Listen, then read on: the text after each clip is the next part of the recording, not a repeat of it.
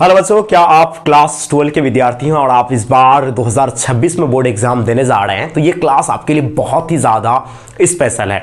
बच्चों, आज आप लोग के लिए टेस्ट लेकर के आए हैं, जो कि बहुत सारे बच्चे बोल रहे थे कि सर ज्योग्राफी का हम लोग का लगभग सिलेबस फर्स्ट बुक का कंप्लीट करा दिए हैं और एक टेस्ट लेके आइए और उसमें देखते हैं कि हम लोग का स्कोर क्या आ पाता है। तो फाइनली बच्चों, आप लोग तैयार हो जाइए। आप लोग के लिए टॉप 20 क्वेश्चन को कलेक्ट किए हैं, जो कि बिल्कुल बोर्ड के पैटर्न पर आधारित है।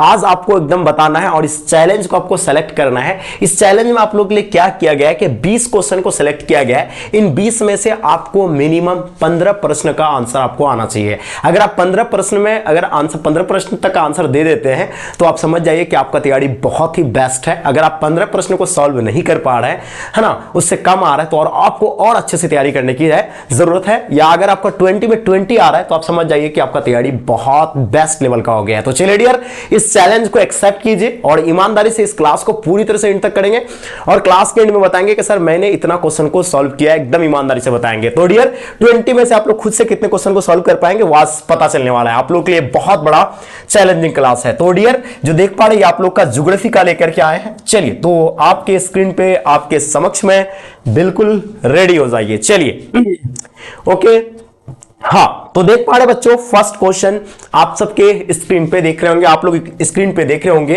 क्या कह रहा है कि 2011 की जनगणना के अनुसार बिहार का जनसंख्या घनत्व क्या था? देखिए, आप लोगों को पता है कि 2011 के अनुसार 1126 व्यक्ति, 1006 या 906 या 1106 व्यक्ति प्रति वर्ग किलोमीटर बिहार की जनसंख्या घनत्व है।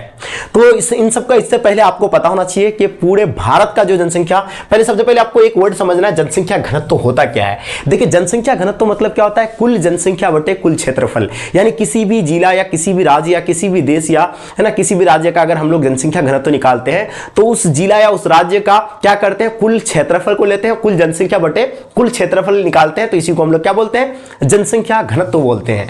अब ये क्या है आपका जनसंख्या घनत्व? अगर बात करें भारत का, अगर जनसंख्या घनत्व की बात करेंगे तो भारत का जनसंख्या घनत्व जो है 382 व्यक्ति प्रति वर्ग किलोमीटर है। कौन सा? 2011 के जनगणना के अनुसार। 2011 के जनगणना के अनुसार भारत, है ना, दूसरा स्थान पे है और पहला स्थान पे कौन है? जनसंख्या घनत्व के मामले में बांग्लादेश जो है पहला स्थान पे है। और अगर वही बात करें अपना भारत में सबसे पहला नंबर पे सबसे अधिक घनत्व वाला जो राज्य है वो अपना बिहार है। और अपना बिहार का कितना है भाई? 1106 व्यक्ति प्रति वर्ग किलोमीटर जनसंख्या निवास करता है 1 किलोमीटर में। आप समझ सकते हैं कि 1 वर्ग किलोमीटर में 1106 व्यक्ति अपना भारत में रहता है ना।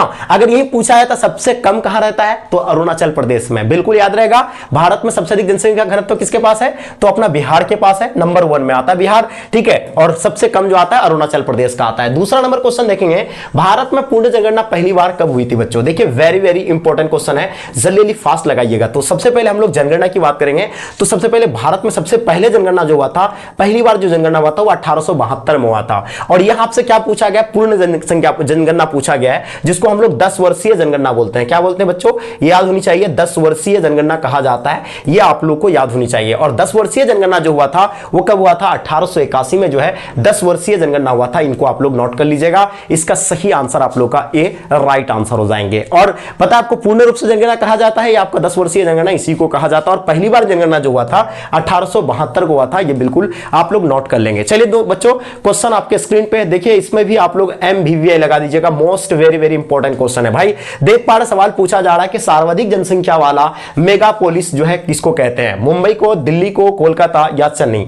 तो हम सब जानते हैं कि सबसे अधिक जो है मेगापोलिस अगर बात करेंगे तो मुंबई का है। बिल्कुल ये आप लोगों का आंसर परफेक्ट आंसर हो जाएंगे, ठीक है। तो सर्वाधिक जो है इसमें से मेगापोलिस कौन सा है आपका? तो सबसे ज्यादा जो है मुंबई का है, ये आपको याद रखेंगे, ठीक है। चलिए बच्चों, क्वेश्चन नंबर 4 आपके समक्ष में आपके स्क्रीन पे है। सवाल क्या पूछा जा रहा है? देखिए, ये भी आपका लगातार ये आपके पेपर में आ रहा है। धारावी मलिन बस्ती के बारे में बताइए, ये कहां पे स्थित है? कोलकाता में स्थित है, मुंबई में स्थित है, दिल्ली में, या इनमें से कोई नहीं? देखिए, 2 से 3 सेकंड का आपको समय दिया जा रहा है। बिल्कुल आप लोगों का समय समाप्त हो रहा है। अगर आपने मुंबई इसका आंसर लगाया बच्चों तो बिल्कुल सही है। देखिए, आपको पता है धारावी मलिन बस्ती कहां पे है? एशिया का सबसे टॉप में आने वाला जो है ना, धारावी जो है क्या है? सबसे मलिन बस्ती है और ये मुंबई में पाया जाता है, ये आपको याद रखेंगे, ठीक है। चलिए भाई, बात करेंगे क्वेश्चन नंबर 5 संभववाद की अवधारणा में किस घटक को महत्वपूर्ण माना गया है?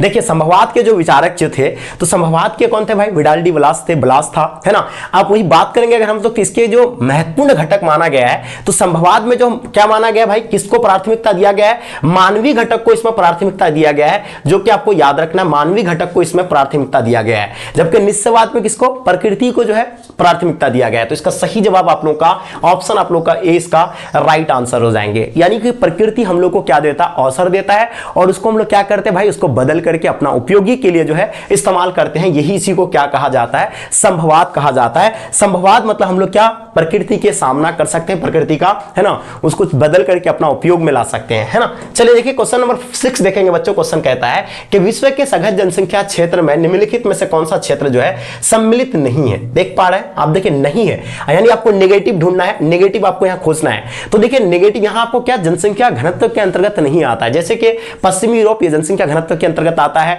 उसके बाद दक्षिणी पूर्वी एशिया, ये भी आपका किसमें आता है? ये आपको बिल्कुल मालूम होनी चाहिए, दक्षिणी, है ना, पूर्वी एशिया, ये भी सबसे ज्यादा जनसंख्या घनत्व के मामले में आएंगे। उसके बाद उत्तर क्या हो जाएगा? उत्तर पूर्वी उत्तरी अमेरिका, ये भी आता है, लेकिन दक्षिण पश्चिमी अफ्रीका ये नहीं आता। इसलिए इसका सही जवाब आप लोगों का ऑप्शन आपका सी बच्चों परफेक्ट आंसर हो जाएंगे। क्या आपने ऑप्शन सी इसका आंसर लगाया था? तो बिल्कुल सही आंसर दिए आपने। चलिए आगे देखेंगे क्वेश्चन नंबर 7 देखिएगा। निम्नलिखित में से कौन एकल कृषि नहीं है? बच्चों देख पा रहे हैं, एकल कृषि किसको कहते हैं? जो एक साल में एक ही फसल लगाया जाता है उसको एकल कृषि कहते हैं, जिससे, है ना, 2 से 3 साल तक या 1 से 2 साल तक उसमें जो है फसल जो उसका उपयोग किया जाता है या काटा जाता है।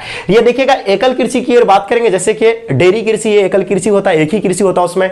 रोपण कृषि भी एक ही तरह का कृषि होता है, इसमें भी व्यापारिक अनाज कृषि ये भी एकल कृषि होता है। लेकिन ये मिश्रित कृषि जो साल भर में कई तरह के जो इसमें फसलें की जाती है, इसको मिश्रित कृषि कहेंगे। इसका सही आंसर आप लोगों का ए राइट आंसर हो जाएंगे। चलिए क्वेश्चन नंबर 7 देखिए बच्चों। क्वेश्चन पूछा जा रहा है कि निम्नलिखित में से कौन सा जो है रोपण फसल नहीं है? बच्चों मैंने कहा था ना, रोपण फसल, है ना, जो मतलब एक ही फसल को लगाया जाता है, जो 2 से 3 साल तक उस फसल से जो है फसल ली जाती है, तो उसको हम लोग रोपण कृषि कहते हैं। इसमें आपका कॉफी आ जाएगा, गन्ना आ जाएगा, रबर आ जाएगा, लेकिन गेहूं आपका जो है नहीं है। इसलिए इसका सही जवाब आप लोगों का ऑप्शन आपका 20 का परफेक्ट आंसर हो जाएंगे। चलिए बच्चों फास्ट आंसर लगाइएगा। चलिए क्वेश्चन नंबर 9 देखिएगा। क्वेश्चन पूछा जा रहा है कि विस्तृत व्यापारिक अनाज उत्पादक कृषि नहीं की जाती है। देखिए विस्तृत व्यापारिक जो अनाज कृषि कहां पे नहीं किया जाती है? देखिए पैरेडी क्षेत्र में किया जाता है, ये भी घास का मैदान है। स्टेपी क्षेत्र में किया जाता है, ये भी एक घास का मैदान है।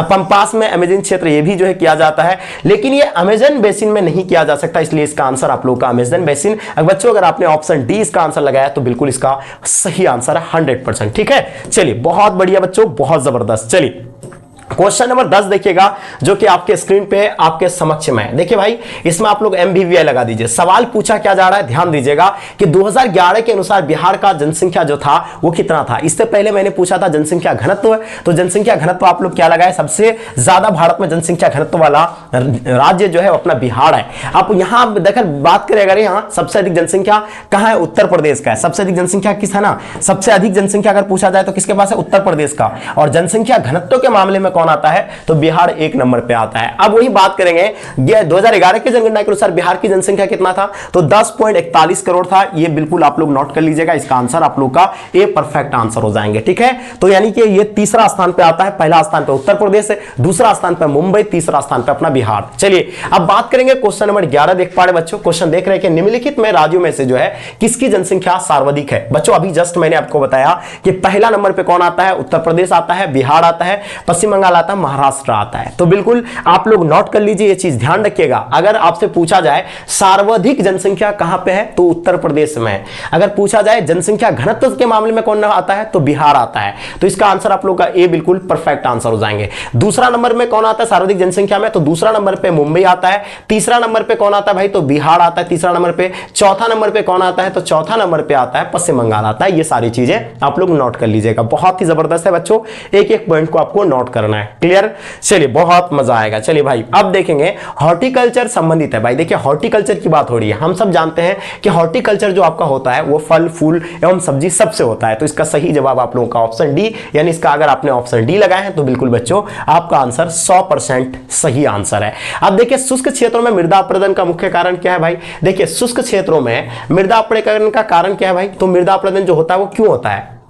यानी शुष्क क्षेत्रों में। देखिए ये आप लोगों का क्या होता है, अनावलिक अप्रदन होता है, सिल्ट जमा होता है, वायु अप्रदन होता है, यानी शुष्क क्षेत्रों में मृदा अप्रदन का, है ना। ये बताइए आप लोग, फास्ट लगाइएगा भाई, ये क्या होता होगा, ये वायु अप्रदन होगा या सिल्ट जमा होगा या अनावलिक का अप्रदन होगा। चलिए इनके बारे में आप लोग फटाफट कमेंट कीजिएगा, बहुत ही वेरी वेरी इंपॉर्टेंट क्वेश्चन है। मैंने ये क्वेश्चन आप लोग को कल के क्लास में कराया था। देखिए कितने बच्चे आप लोग, ये देखा जाएगा कौन बच्चे इसका आंसर सही लगा पा रहे हैं, उसका मैं पिनअप करूंगा, ठीक है, कमेंट में, और बताएंगे फिर अगले क्लास में आप लोग को कि कौन बच्चा इसका सही आंसर दिया था। ये क्वेश्चन आप लोगों के लिए छोड़ा गया, देखते कितने बच्चे आप लोग आंसर दे पा रहे हैं। चलिए क्वेश्चन नंबर देखेंगे बच्चों, 14 नंबर क्वेश्चन जो आपके समक्ष में आ गया। क्वेश्चन पूछा जा रहा है कि तारापुर नाभिकीय ऊर्जा केंद्र कहां पे अवस्थित है। देखिए तारापुर, सबसे पहले आपको मालूम यह भी होना चाहिए कि भारत में सबसे पहले जो है नाभिकीय ऊर्जा जो स्थापित किया गया था वो तारापुर में किया गया था। सबसे पहले कहां, सबसे पहले किया था, ये आपको याद रखना है। सबसे पहले स्थापित कहां किया गया था, तो भाई तारापुर में। अब तारापुर है कहां पर अवस्थित, तो याद रखना महाराष्ट्र में है। ये बिल्कुल आप लोगों का आंसर 20 का सही जवाब होगा। अगर आपने ऑप्शन 20 का आंसर लगाया तो बच्चों बिल्कुल परफेक्ट है। देखो उत्तर प्रदेश में कौन है, तो आप लोगों को मैंने कई बार बताया था नरोड़ा। नरोड़ा नाभिकीय ऊर्जा कहां पे स्थित है, उत्तर प्रदेश में है। ये आप लोग नोट कर लिए होंगे, आई होप। चलिए समझ में आ गया, बिल्कुल बिल्कुल आप लोग क्लियर हो गया आप लोगों का। चलिए बच्चों नेक्स्ट क्वेश्चन देखेंगे। क्वेश्चन देख पा रहे हैं कि निम्नलिखित में से कौन सा प्राथमिक क्रियाकलाप है। देखिए प्राथमिक क्रियाकलाप हम लोग किसको बोलते हैं, सबसे पहले तो आप लोगों को प्राथमिक क्रियाकलाप के बारे में समझना चाहिए। भाई क्रियाकलाप को कितने वर्गों में बांटा गया है बच्चों, याद रखना क्रियाकलाप को 5 वर्गों में बांटा गया है। ये बात सही है, बिल्कुल सही है, 5 वर्गों में बांटा गया है। अब 5 वर्गों में प्राथमिक, द्वितीय, तृतीय, चतुर्थ है। प्राथमिक क्रियाकलाप जो सीधे सीधे हम लोग प्रकृति के चीजों को इस्तेमाल करते हैं वो प्राथमिक क्रियाकलाप में आ जाएगा। प्राथमिक क्रियाकलाप में आपका क्या क्या आ जाएगा, तो भाई प्राथमिक क्रियाकलाप में आपका जो है खेती करना आ जाएगा। एकदम बिल्कुल सही बात है सर, ये तो बताए थे आप, यानी खेती करना नहीं मतलब कृषि आ जाएगा। पशुपालन आ जाएगा, पशुपालन आ जाएगा। उसके बाद मैंने क्या बताया था आपको, मछली पकड़ना आ जाएगा, है ना, ये भी बताया था मछली पकड़ना आ जाएगा, मछली पकड़ना आ जाएगा।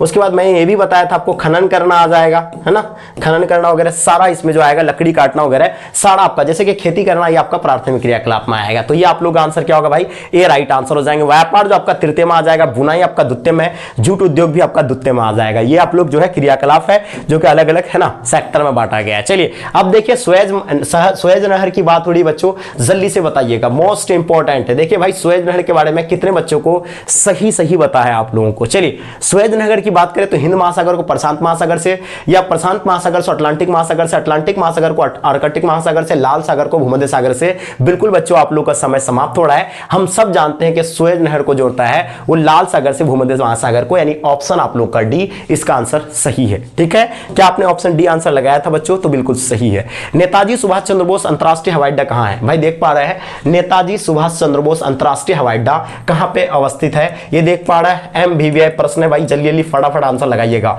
देखिए सबको पता है कि नेताजी सुभाष चंद्र बोस, बहुत सारे बच्चे महाराष्ट्र देंगे, बिल्कुल महाराष्ट्र आपका गलत आंसर होगा। इसका आंसर वेस्ट बंगाल कोलकाता में स्थित है, ये आप लोगों को नोट करना है, नेताजी सुभाष चंद्र बोस। ठीक है, तो ऑप्शन आपका कौन सा हो जाएगा भाई, 20 का राइट आंसर हो जाएंगे। चलिए क्वेश्चन नंबर देख पा रहे हैं, क्वेश्चन नंबर 18 बच्चों देख पा रहे हैं, नदी के सहारे बसा गांव किस प्रतिरूप में आएगा। देखिए प्रतिरूप को पहचानने के लिए मैंने कई तरीका आपको बताया था। देखिए भाई 3 चीज पूछा जाता है, खास करके आपसे 3 चीज पूछा जाएगा। एक यहां आपको याद रखना तीनों चीजों। देखिए इसका तो आंसर आप लोग क्या लगा रहे हैं सर, रेखीय, बिल्कुल इसका सही जवाब है ऑप्शन डी। लेकिन सिर्फ रेखीय, सिर्फ नदी ही नहीं, यहां आपको पूछ सकता है कि सड़क के बारे में पूछेगा, सड़क के किनारे बसा प्रतिरूप किसमें के अंतर्गत आएगा, वो रेखीय के अंतर्गत आएगा। उसके बाद नहर के किनारे बसा गांव किस प्रतिरूप के अंतर्गत आएगा, तो ये भी आपका किसके अंतर्गत आएगा, रेखीय के अंतर्गत। ये भी इसका किसका अंतर्गत आएंगे, रेखीय के अंतर्गत आएंगे। ये भी आपका नदी के बारे में पूछेगा तो रेखीय के अंतर्गत आएंगे। तो इसका सही जवाब आप लोग का ऑप्शन डी इसका राइट आंसर हो जाएंगे। ठीक है, तो इसका आंसर आप लोग का डी होगा। अगर वृत्ताकार पूछेंगे तो भाई याद रखिएगा तालाब, है ना, तालाब या झीलों के किनारे बसा प्रतिरूप को, झीलों के किनारे बसा प्रतिरूप को ही जो है क्या कहेंगे भाई, वृत्ताकार, या इसी को नाभिकीय भी कहते हैं।